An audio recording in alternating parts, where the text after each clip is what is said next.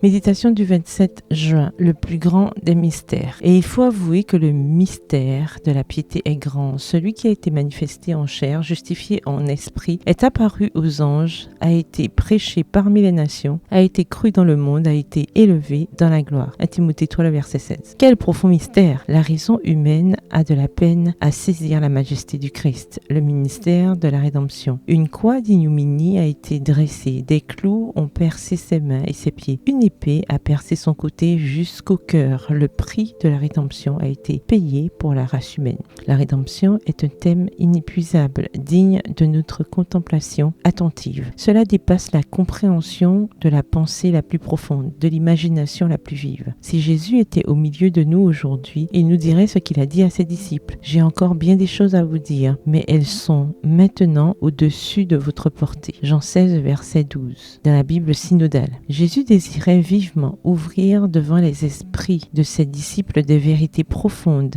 et vivantes, mais il ne le pouvait pas à cause de leur compréhension terrestre, obscure, déficiente. Par manque de croissance spirituelle, on ferme sa porte aux riches rayons de la lumière émanant du Christ. Ceux qui ont travaillé avec diligence dans les mines de la parole de Dieu et y ont découvert le précieux métal contenu dans les veines de la vérité, dans les divins mystères cachés depuis des siècles, ceux-là exalteront le Seigneur Jésus, source de toute vérité, en manifestant dans leur caractère l'influence sanctifiante de ce qu'ils croient. Jésus et sa grâce doivent être enchâssés dans le sanctuaire intérieur de l'âme.